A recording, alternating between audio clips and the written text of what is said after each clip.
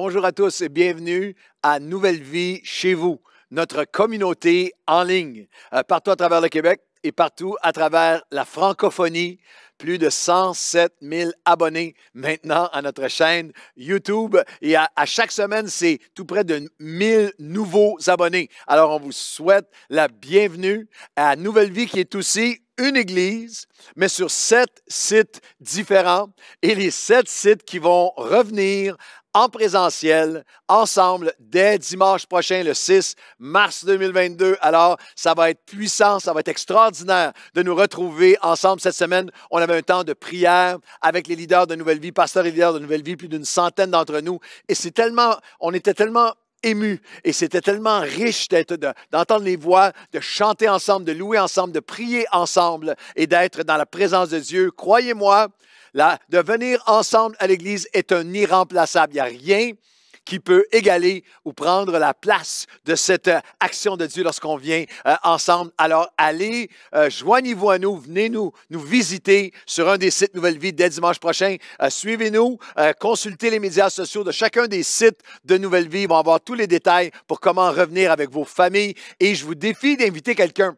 Il y a plein de gens qui ont commencé, de près ou de loin, à regarder Nouvelle Vie chez vous à tous les dimanches, ou les ressources de la semaine, les cafés matinaux et toutes les ressources qu'on vous a offertes, qui ont commencé pendant la pandémie. Alors, appelez quelqu'un, contactez, textez quelqu'un et dites, on s'en va à Nouvelle Vie ensemble. Ça commence dimanche prochain, le 6 mars. Ça va être puissant. Et en présentiel et en ligne, des gens demandent, est-ce qu'on continue en ligne si on revient en présentiel? Oui, on va continuer en ligne. Alors, en ligne et en présentiel, nous sommes au tout début d'une magnifique série qu'on a intitulée « Le rêve de Dieu sur la vie de Joseph ». Le personnage de Joseph et les leçons tirées de sa vie, les événements de sa vie et les leçons qu'on en tire dans l'accomplissement du rêve de Dieu est un des personnages bibliques qui m'a le plus fasciné, formé, façonné, forgé pour l'œuvre du ministère, pour l'œuvre du rêve que Dieu avait pour moi. Et quel que soit le rêve que tu as, cette série va être utilisée de Dieu pour t'aider. Et le rêve que Dieu a pour toi, que tu puisses le découvrir et t'en emparer. Et Dieu a mis sur mon cœur que cette série, en fait, nous allons écrire un livre ensemble à travers cette série. Que chacun des messages de cette série vont devenir des chapitres de mon 6e livre qui va paraître cette année 2022. Alors, encore plus important, Dieu va écrire la prochaine page, le prochain chapitre de ta vie, du rêve de Dieu pour toi, à travers la vie de Joseph. Lorsqu'on regarde à Joseph dans la Bible, dans l'Ancien Testament, nous découvrons le rêve que Dieu a donné à un jeune homme de 17 ans. Un rêve qui venait du cœur de Dieu. Mais lui, le rêve est donné à un jeune homme dans un contexte, une famille qui est dysfonctionnelle. Il est au milieu d'une famille qui est toxique, où il y a de la violence, de l'abus, des secrets, du mensonge, où il y a une jalousie maladive de ses frères envers lui, qui vont en venir à tellement le haïr, qu'ils vont le vendre, ils vont le vendre comme esclave. Joseph va par la suite être accusé injustement, complètement faussement, alors qu'il est innocent. Il va être victime de discrimination raciale, jeté en prison alors qu'il est parfaitement innocent. Et pendant 20 ans, on a un regard sur les 2 décennies où Dieu l'a pris de cet endroit de difficulté et a développé son rêve en lui. Parce que Dieu avait un plan pour Joseph et pour toi aussi. Jérémie chapitre 29, le Seigneur dira, « Je connais les plans que j'ai formés pour toi. » Les plans, les rêves de paix et non de malheur, afin de te donner un avenir et de l'espérance. Tu m'appelleras et je te répondrai. Tu reviendras à moi, je te répondrai si tu viens vers moi de tout ton cœur. Et Dieu a un plan et un projet pour toi, pour ta vie. Et lorsqu'on regarde à la vie de Joseph, j'ai envie de te poser cette question. Alors que j'étais en prière pour cette série de messages, je regarde au background de Joseph, nous sommes rappelés par la vie de Joseph que le rêve de Dieu est plus grand que le pire des passés. Le rêve de Dieu est plus grand que le pire des passés, que ton passé. Lorsqu'on regarde à ces différentes étapes, à ce contexte familial, la question qui était sur mon cœur était pour toi. As-tu, toi aussi, grandi dans un milieu où il y avait des dysfonctions qui t'affectent aujourd'hui? As-tu, toi aussi, vécu de l'injustice ou as-tu vécu de la discrimination? As-tu, comme Joseph, toi aussi, été abandonné, été délaissé, trahi par ceux qui devaient t'aimer, ceux qui devaient te protéger? As-tu, toi aussi, des saisons dans ta vie? As-tu traversé des saisons où le passé semble te rattraper? Entends la voix de Dieu qui te dit aujourd'hui, le rêve de Dieu, il est plus grand que le pire des passés. Ton passé, si tu marches avec Dieu, ton passé n'a aucun avenir. Et le rêve de Dieu est non seulement plus grand que le pire des passés, mais il est plus puissant que les pleurs et les peurs du présent. Écoute-moi bien. Nous vivons tous parfois profondément les conséquences de notre passé. Nous portons les cicatrices de notre passé, mais nous n'avons pas à être confinés ou à être condamnés à notre passé. Nous portons tous, dans une certaine mesure, le poids de notre passé, mais nous n'avons pas à être prisonniers, à demeurer prisonniers de notre passé. Les frères de Joseph, avec une cruauté hallucinante. Il y a une scène qu'on a vue la semaine dernière où après qu'ils l'ont kidnappé, ils lui ont arraché le manteau qui symbolisait, le manteau qui avait été mis sur lui, qui symbolisait son appel, sa destinée. Ils ont arraché son manteau, l'ont jeté dans un puits, puis il y a une scène qui nous glace le sang dans les veines alors qu'ils sont en train de manger leur lunch et qu'ils entendent leur frère crier pour sa vie. Par la suite, ils vont le prendre et ils vont le mettre le vendre pour quelques pièces d'argent à une caravane d'esclavagistes. Et alors que la caravane s'éloigne vers l'Égypte, la Bible nous donne un regard sur l'intensité, la gravité, la souffrance, la profondeur des pleurs de Joseph, des pleurs et des peurs à ce moment-là de sa vie. Parce que des années plus tard, puis on va y arriver lorsqu'on va dans le développement du message, mais des années plus tard, ses frères diront, dans Genèse 42, 21, ils se diront l'un à l'autre, ils feront cette confession. Oui, nous avons été coupables envers notre frère, car nous avons vu l'angoisse de son âme quand il nous demandait grâce. Ils ont entendu les cris de Joseph qui s'éloignaient, les suppliaient de ne pas lui faire ça. Et nous avons entendu l'angoisse de son âme quand il nous demandait grâce, et nous ne l'avons pas écouté. C'est pour ça que cette affliction nous arrive aujourd'hui. Je veux que tu saches que la Bible n'est pas en déni, peut-être contrairement à certaines versions du christianisme qu'on t'a présentées. La Bible n'est jamais en déni, ne prend pas à la légère, n'offre pas de formule magique, de pensée magique, n'offre pas un petit diachylon superficiel sur des plaies de l'âme béante. Non, la Bible ne minimise pas. Ne minimise pas les effets réducteurs, destructeurs de nos passés, ni les traumatismes qui sont reliés, présents aujourd'hui, causés par l'abandon, le rejet, l'abus, par des trahisons comme Joseph, des blessures et des injustices. La douleur, les pleurs et les peurs de Joseph étaient réelles comme les tiens, comme tes pleurs sont réelles, comme tes douleurs, tes peurs sont réelles.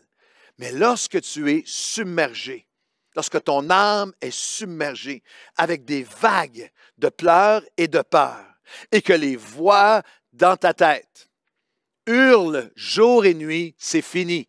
C'est trop tard pour toi. Le rêve est fini, il est avorté. Tu ne pourras pas accomplir le rêve. Il n'y a plus rien de possible pour toi. Le rêve est terminé pour toi. Il faut, comme Joseph, que tu entendes la voix de Dieu qui te dise, qui te dira, ils peuvent vous arracher une tunique comme les frères lui ont fait, mais ils ne peuvent pas arrêter le rêve de Dieu. Comme Joseph, la vie nous arrache des tuniques.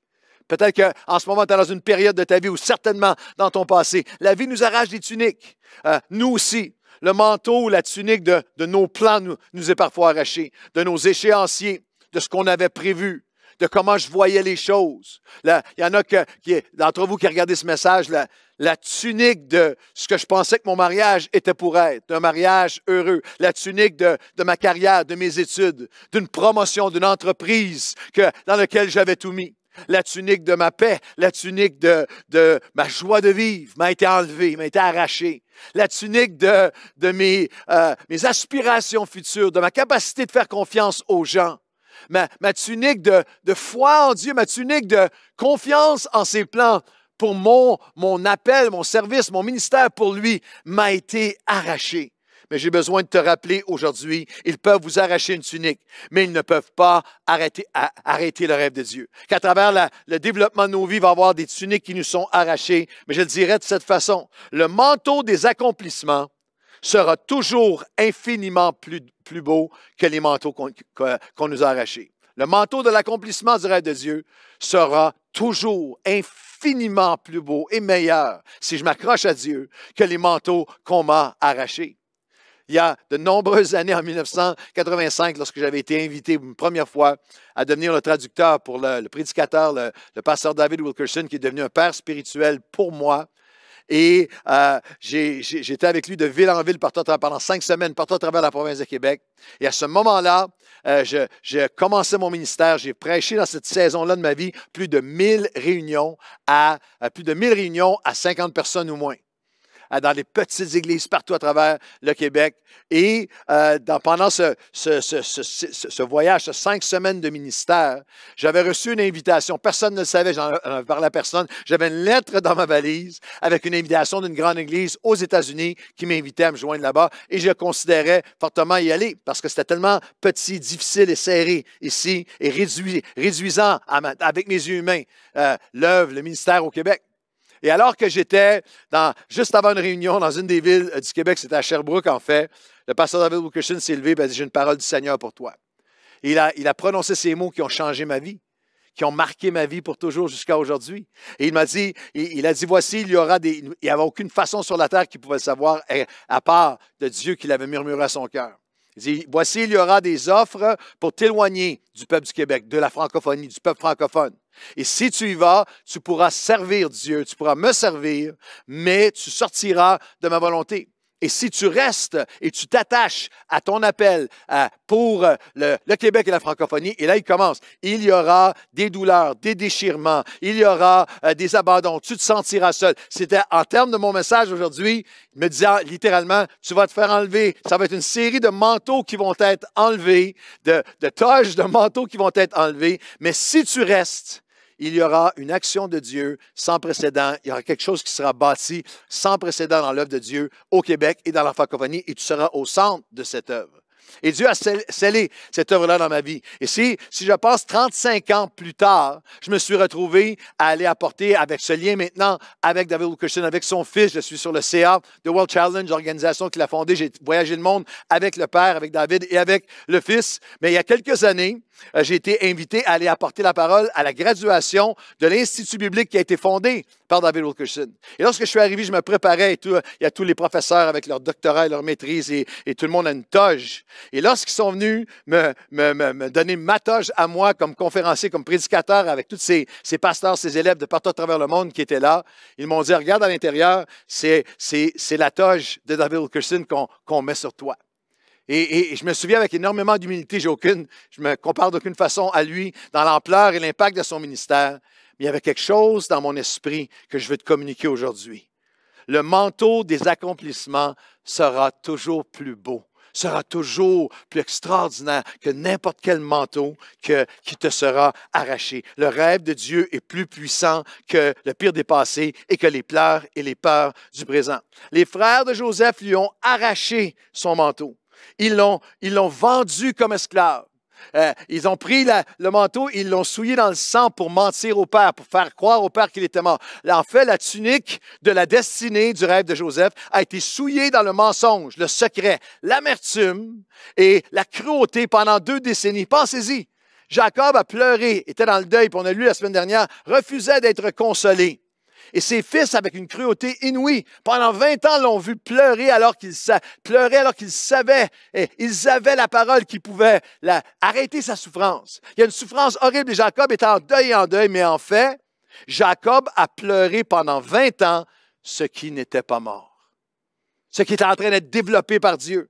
Et si tu fais le choix de faire confiance à Dieu pour ses rêves, tu vas entendre le Seigneur te dire, ne pleure pas, ne déclare pas mort aujourd'hui celui, alors que tu es devant le Dieu de la résurrection, ne déclare pas mort aujourd'hui mon rêve pour toi. Je suis en train de le développer, je suis en train de le bâtir et même, je suis en train de tourner le mal en bien. Ce sera la conclusion finale. On va la voir ensemble de Joseph à la fin il dira, vous l'aviez voulu pour le mal, mais Dieu la tourner pour le bien. Je suis en train de ressusciter. Il y a une parole qui est pour toi aujourd'hui. En train de ressusciter le rêve. Je suis en train de l'accomplir d'une façon que tu ne peux même pas imaginer. En fait, ce qui semblait anéantir le rêve de Dieu pour Joseph le mettait en fait en route vers son accomplissement. On regarde à Genèse chapitre 39 et le verset 1. On fit descendre Joseph en Égypte. Et Potiphar, officier de Pharaon, chef des gardes d'Égyptiens, l'acheta des Ismaélites qui les avaient fait descendre.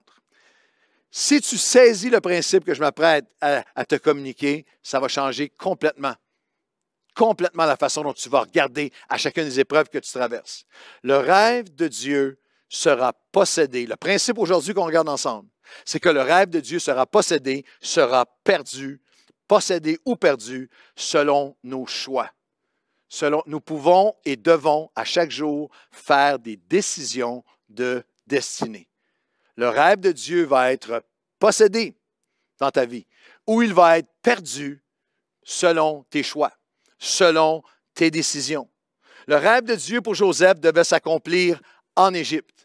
On va le découvrir ensemble. Il va devenir le bras droit du pharaon de l'époque. Il va devenir le responsable de la plus grande banque alimentaire de l'histoire de l'humanité. Il va être celui qui va être la réponse, qui va avoir préparé pour sauver une nation entière de la famine. Et ça doit prendre place en Égypte et ça doit prendre place dans le palais de Pharaon. Lorsqu'ils l'ont poussé, lorsque ses frères l'ont abandonné et l'ont poussé, que lui est emporté avec la caravane des esclaves, il est en fait mis en route. Il est en fait, la motion est commencée en route vers l'accomplissement, à l'endroit où il doit être. En Égypte, là, il va arriver dans la maison de Potiphar et il est dans un terrain complètement étranger. Il va devoir apprendre une langue qui va lui servir, qui sera nécessaire pour l'accomplissement de son rêve.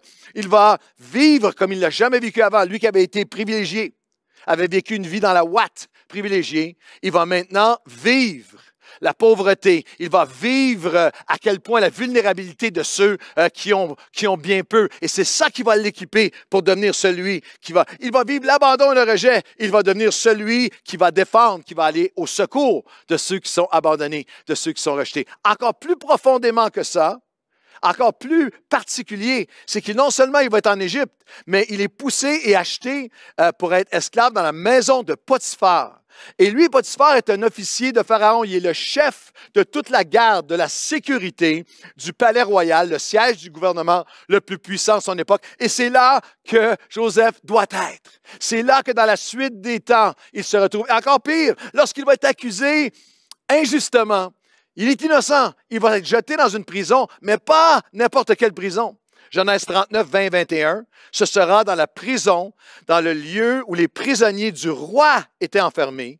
Il fut là en prison, mais l'Éternel fut avec Joseph et il étendit sur lui sa bonté. Il le mit en faveur aux yeux du chef de la prison. Il va être exactement à l'endroit, il ne sait même pas pourquoi. Il va se retrouver de mouvement en mouvement à s'approcher, à être à l'endroit stratégique de Dieu pour le développement de son appel. Joseph sera éventuellement promu et propulsé de la prison au palais par l'appel de Dieu, oui, mais par ses décisions, par ses choix. Quelle que soit la prison dans laquelle tu penses que tu as été enfermé, c'est tes choix. Tu peux posséder ou tu peux perdre le rêve de Dieu. Même à nous tous, alors que dans plusieurs sens, on sent qu'on a été dans une prison pendant cette pandémie. Tu peux choisir de passer le prochain 2 ans à décrier et mépriser et garder la rage qui était dans ton cœur, les injustices, revivre tous les événements que tu crois qui étaient mal gérés et tout le reste, ou tu peux décider de dire, quelle que soit la prison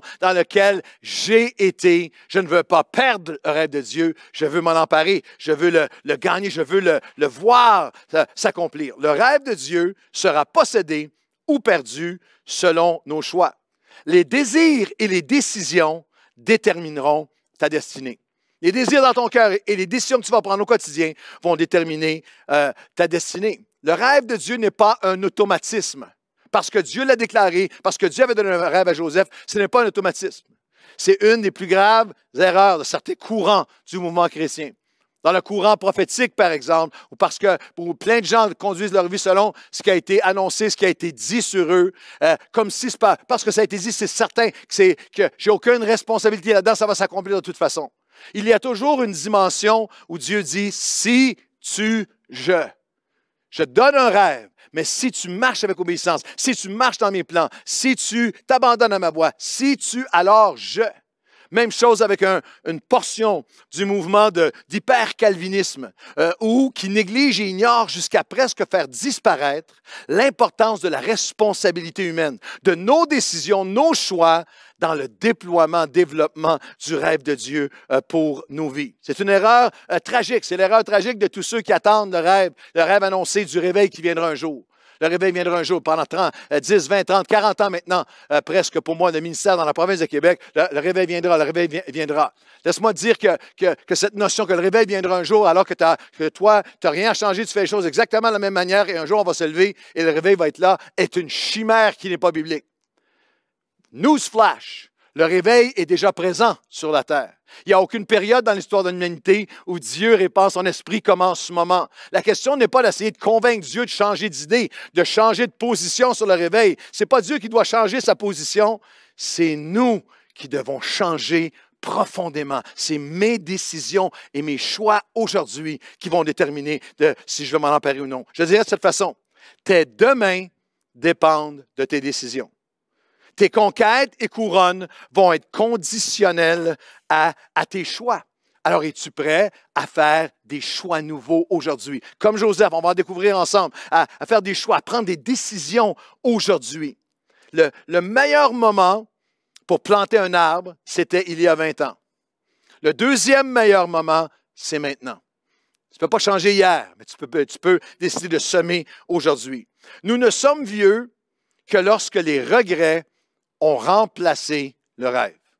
Lorsque les regrets ont remplacé le rêve de Dieu. Alors, vous avez des vieux dans la vingtaine et vous avez des gens qui ont 70 printemps et plus et qui ont encore des rêves dans leur cœur.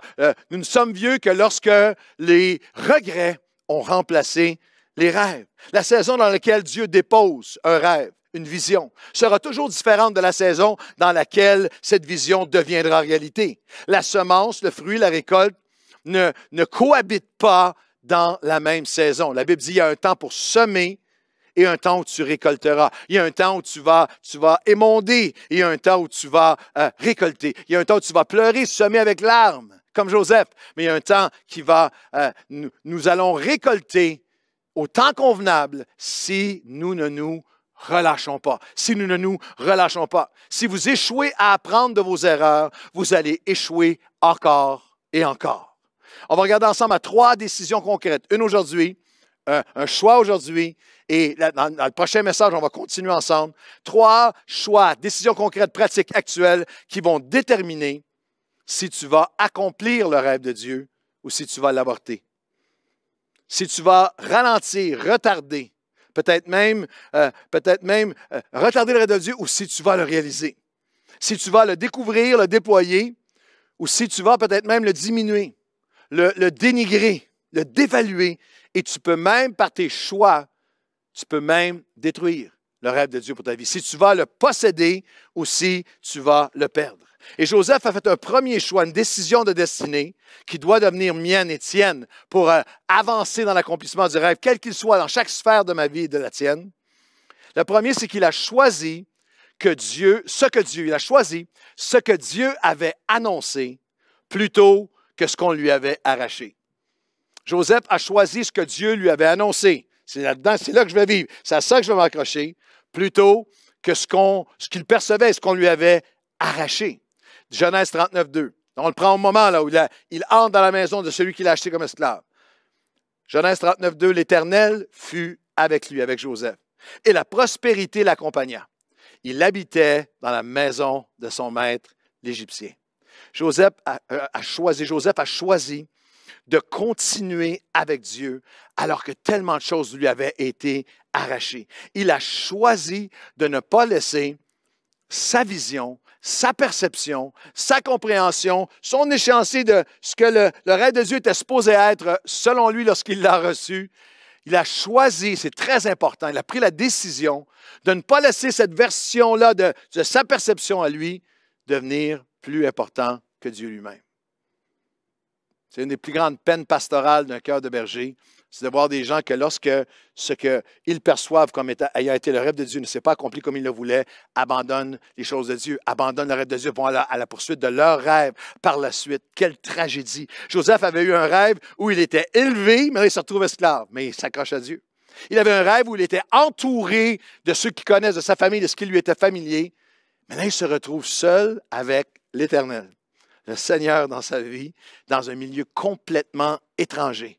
On lui a arraché la tunique, sa famille, sa maison. Il habite maintenant dans une maison et une saison de l'inconnu. Il ne comprend pas ce qui lui arrive, ne comprend rien de ce qui lui arrive. Mais Joseph a choisi la foi et la fidélité quand le ciel semblait fermé. Est-ce que le ciel, tu es dans une saison où le ciel semble fermé sur ta vie? Il faut que tu choisisses aujourd'hui de dire, moi, je vais être là. Moi, je vais me confier dans la fidélité de Dieu. Moi-même, je vais le servir fidèlement maintenant. Je choisis la foi lorsque le ciel semble fermé. Il a choisi de focaliser sur les possibilités présentes plutôt que ce qu'il pensait ou considérait avoir perdu. Tellement de gens, pendant cette pandémie, ont peine à en sortir parce qu'ils sont toujours en train de s'enliser dans les sables mouvants de ce que j'ai perdu, les années que j'ai perdues, la liberté qu'on m'avait enlevée, etc. Aujourd'hui, tu peux choisir de choisir les possibilités du présent avec Dieu plutôt que de t'enliser dans ce que tu as perdu. Joseph a choisi le Seigneur dans le lieu secret. Ça, c'est une autre loi immuable de l'accomplissement des rêves. La faveur publique sera toujours préparée par la fidélité en privé. Lorsque tu vois quelqu'un ou quelque chose qui a été bâti et qui semble avoir la faveur de Dieu, semble avoir l'accomplissement dans une certaine mesure du rêve de Dieu, tu peux être certain que derrière la scène, le rêve de Dieu a été préparé par 1000 gestes d'obéissance lorsque personne ne regardait. Dans la maison de Potiphar, il n'y a plus de manteau brillant, il n'y a plus personne qui le regarde, il n'y a plus personne autour, il y a juste lui dans une maison d'esclavage et pourtant, il va servir, il va aimer, il va se confier en Dieu, il va prier, il va être là et dans le secret, le surnaturel est en train de se préparer. Est-ce que je peux vous donner un conseil spirituel de la part d'un guerrier de plus de 4 décennies à marcher avec Dieu? Lorsque vous traversez une saison de souffrance, n'essayez pas de tout comprendre lorsque vous souffrez. La vie est remplie de tragédies qu'on ne peut pas comprendre, de choses qui prennent place. Est-ce que vous pensez que Joseph comprenait ce qui lui arrivait? N'essayez pas de tout comprendre pendant que vous souffrez, mais focalisez sur continuer à servir. Dans cette saison, j'accepte que je ne comprends pas ce qui m'arrive. Je ne comprends pas les raisons de tout. Mais je peux continuer à aimer. Je peux continuer à être fidèle. Je peux continuer à me confier en lui. Je peux continuer à servir. Je peux continuer avec ce que ma main trouve à faire maintenant, à offrir mon meilleur. Je peux continuer à l'adorer. Je peux continuer à garder un témoignage. Je peux continuer à l'honorer. Je peux continuer à lui faire confiance. Tu peux servir l'Éternel qui est avec toi dans cette saison-ci. Et alors le Seigneur a répandu sur lui sa bonté, sa faveur, sa prospérité. Le mot qui est là, Dieu va te prospérer. C'est les progrès que Dieu va faire en toi et sur toi. La faveur, la main de Dieu, sa présence, ses promotions, sa profondeur. Joseph a continué malgré que le rêve était devenu pendant cette saison-là un cauchemar. Il nous appelle à courir et à combattre même lorsque mon cœur est dans la crainte, à servir dans le silence. C'est comme si le ciel est silencieux, mais moi, je vais continuer à servir mon Seigneur. Joseph nous défie à décider chaque jour de qui nous allons dépendre. Je vais dépendre de Dieu. L'Éternel était avec lui, a répandu sa bonté, sa faveur sur lui. Les psaumes nous donnent un regard, un glimpse à l'intérieur des émotions, de ce qui se passait dans le cœur de Joseph pendant cette période-là, dans son combat de foi, dans ses choix à chaque jour dans la maison de Potiphar. Dans le psaume 81 et 105, nous lisons, Dieu avait annoncé un témoignage pour Joseph. Mais Joseph fut vendu comme esclave. On serra ses pieds dans des chaînes et on l'a mis au fer jusqu'au temps où arriva ce que Dieu avait annoncé. Et jusqu'à ce que ça arrive, la parole de l'Éternel, la parole de Dieu, la promesse de Dieu, ce que Dieu avait annoncé, mettait Joseph à l'épreuve, le testait, le faisait passer par le feu. Il a choisi ce que Dieu avait annoncé plutôt que ce qu'on lui avait arraché. Joseph dit, je ne comprends pas ce qui m'arrive, mais je connais celui qui m'a appelé. Je connais celui qui m'a appelé, je connais celui qui est fidèle. Lorsque je choisis de continuer dans la maison de Potiphar, c'est alors que ma conception, mon concept, ma compréhension de qu'est-ce qu'un échec et qu'est-ce qui est un exploit et du lien entre les deux va complètement être transformé. Joseph, à ce moment-ci de sa vie, pourrait être considéré comme un échec. Il n'y a rien qui est arrivé comme il pensait. Mais en fait, Dieu est en train de l'enraciner pour pouvoir le faire évoluer vers les exploits qu'il avait pour lui. C'est une dynamique universelle de ceux qui accomplissent. C'est dans l'épreuve et dans les échecs que nous sommes enseignés, enracinés, émondés, que Dieu enlève des choses de nous qui doivent être enlevées. C'est dans les épreuves et dans les échecs que nous sommes enseignés, enracinés, émondés et équipés pour nos plus grands exploits. No pain, no gain. Pas de douleur, pas de développement, pas de gain. Et ça, c'est une loi universelle de tous ceux qui ont bâti quelque chose. Henry Ford a fait faillite 5 fois sur une période de 15 ans avant de finalement réussir à créer la Ford Motor Company. À ce moment-ci de sa vie, Joseph se pense en faillite. N'importe qui le regarde le croit en faillite, mais en fait, il est en train de développer des forces nouvelles avec Dieu. Il est en train d'entrer dans une dimension où il va voir la fidélité et la faveur de Dieu faire une différence dans sa vie qui va l'équiper pour les prochaines saisons. Walt Disney, ça m'a fait sourire, a été congédié d'un journal par un éditeur qui lui a dit, et je cite, « Tu n'as absolument aucune idée originale. Walt, tu n'as absolument aucune imagination, quand même. » Et Disney a gardé, dans sa biographie, on lit qu'il gardait dans un tiroir de son bureau ce qu'il appelait son cahier des rejets, avec toutes les demandes de ses projets qui ont été rejetés et ridiculisés à répétition. Et il a dit ceci, et je le cite, Walt Disney, dans sa biographie, a dit, dans une de ses biographies, a dit, les plus grandes réalisations seront à la mesure des échecs et des erreurs qui les ont précédés et préparés. Les échecs sont le prix à payer pour le progrès.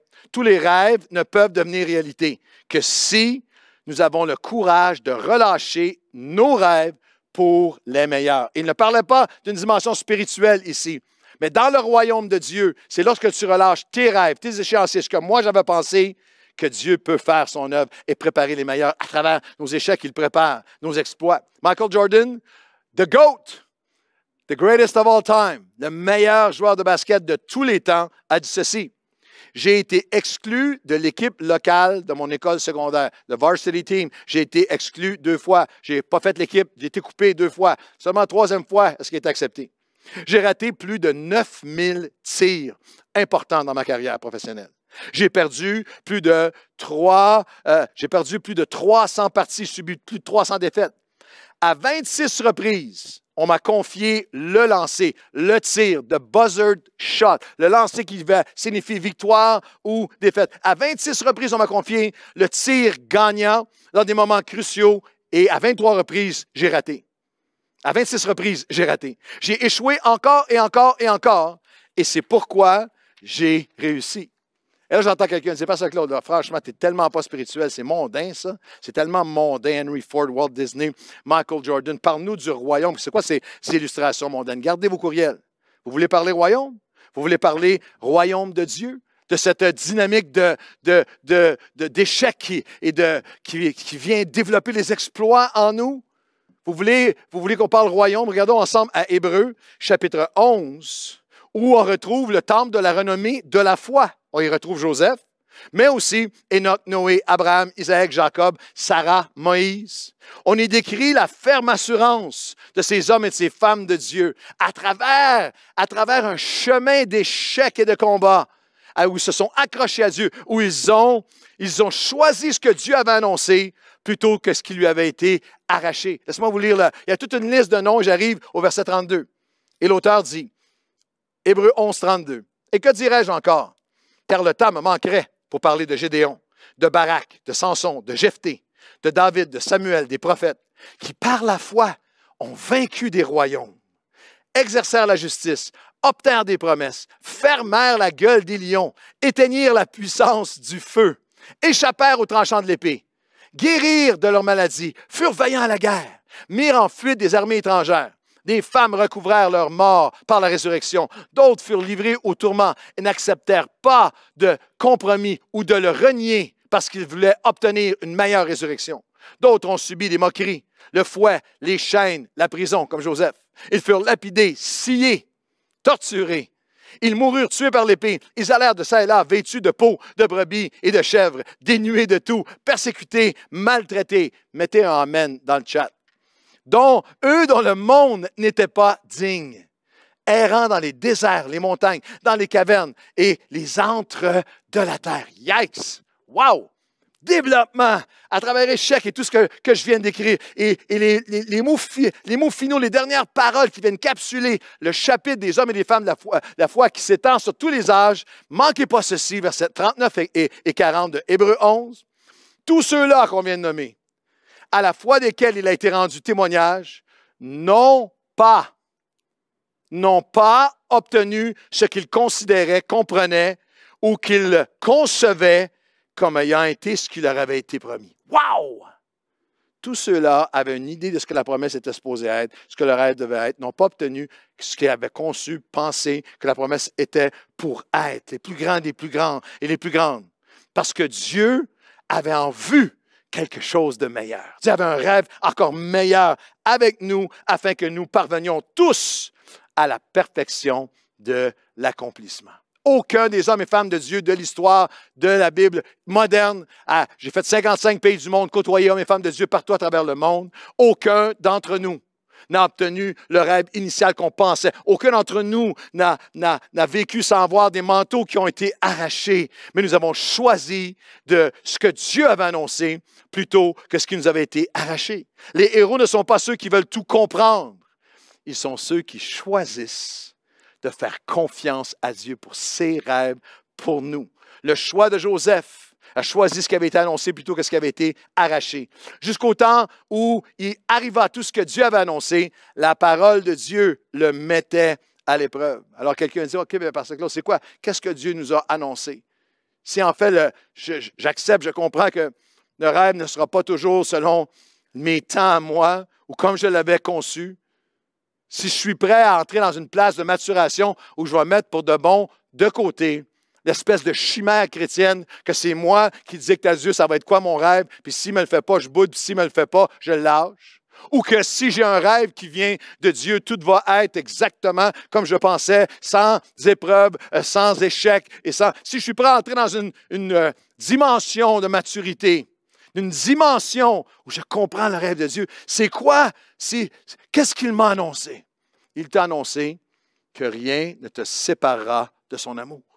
Il t'a annoncé que toutes choses vont concourir, vont bâtir pour le bien, pas de tout le monde, de ceux qui aiment Dieu et sont attachés, ceux qui sont appelés à sa volonté, à ses préceptes, à sa volonté. Il t'a annoncé que rien ne séparera de son amour. Il t'a annoncé qu'aucune arme forgée contre toi ne prospérera. Il t'a annoncé qu'il veut accomplir, que ses rêves pour nous seront accomplis selon sa puissance agissante en nous, au-delà de tout ce que nous avons pensé ou rêvé ou espéré. Il t'a annoncé que nous sommes son poéma. Nous sommes son chef-d'œuvre. Tu es son œuvre qu'il a préparée, qu'il veut façonner pour des œuvres préparées d'avance afin que tu puisses les pratiquer. Lorsque je choisis ce qu'il a annoncé plutôt que ce qui m'a été arraché, il va étendre sa faveur, sa bonté. Il va étendre sa faveur et sa bonté pour l'accomplissement du rêve. Dans la maison de Potiphar que je me retrouve actuellement, jusqu'à l'accomplissement du rêve. Je vais terminer avec un dernier passage qui m'a tellement touché, tellement ému, tellement fortifié. On va regarder ensemble, on a vu à Joseph dans la Genèse, on va continuer avec lui. Mais cette notion que Joseph a choisi ce que Dieu avait annoncé, plutôt que ce qu'on lui avait arraché. En Genèse 21, nous avons une femme, une maman, Agar. C'est la servante d'Abraham. Elle avait reçu un rêve pour son enfant, pour Ismaël. Un rêve au milieu du chaos, un rêve où il y a péché aussi. de l'impatience envers Dieu.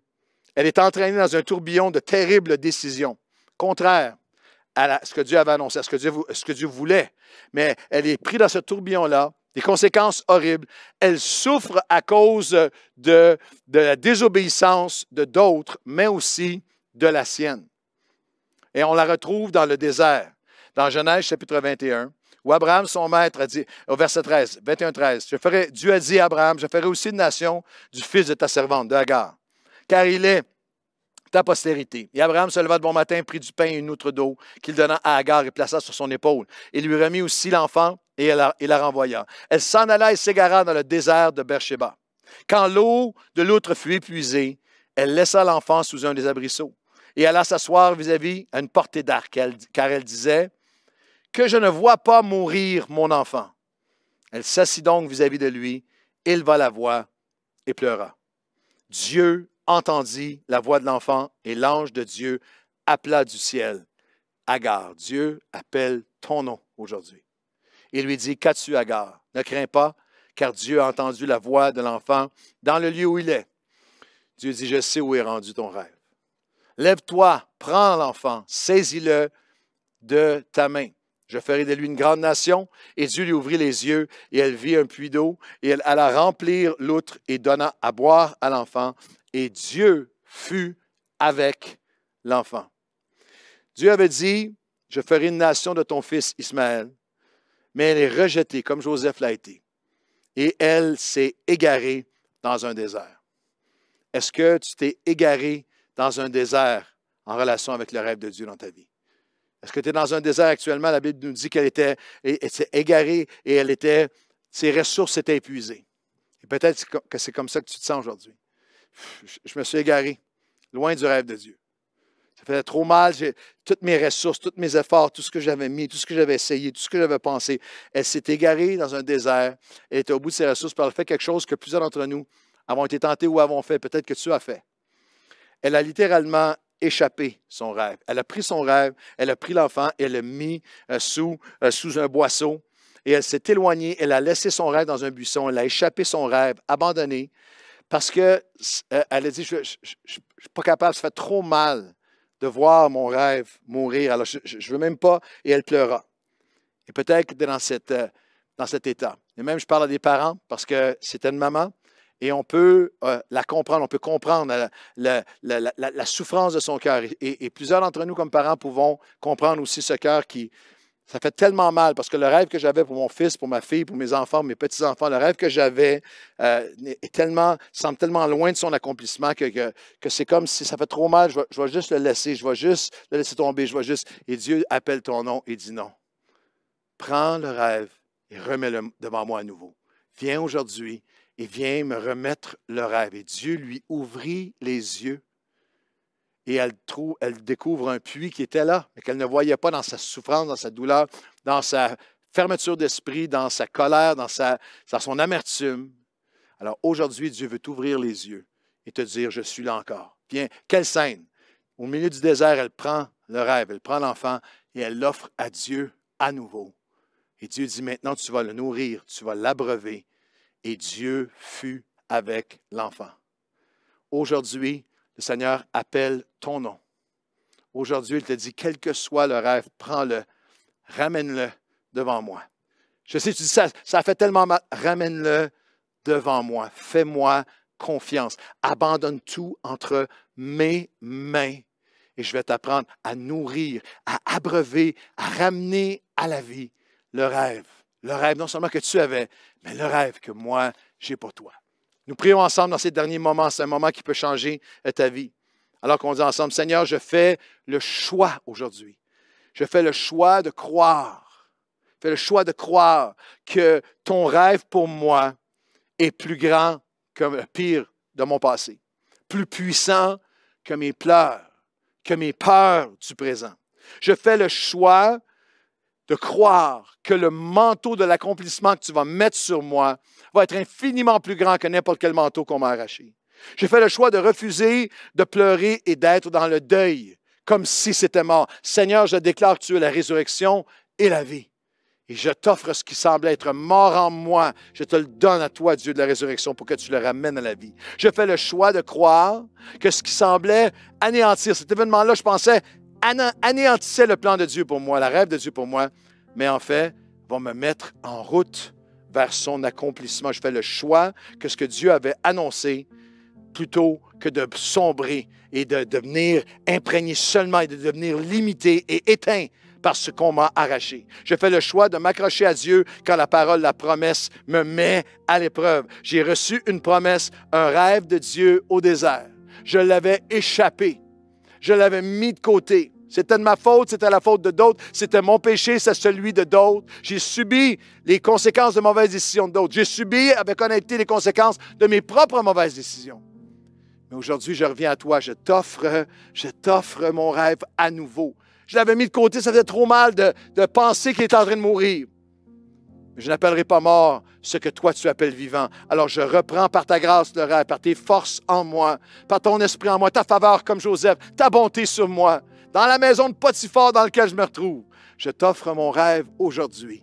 Et Seigneur, tu vas le ramener à la vie, tu vas ouvrir mes yeux et tu vas alimenter, tu vas nourrir, tu vas abreuver par ton esprit et ta parole ton rêve dans ma vie. Et Dieu sera avec moi dans le nom de Jésus. Amen et amen. Marchez dans le rêve de Dieu aujourd'hui et on se donne rendez-vous dimanche prochain sur tous nos sites. On va continuer ensemble, en personne, ensemble, dans la présence de Dieu, dans l'accomplissement du rêve de Dieu pour chacune de nos vies.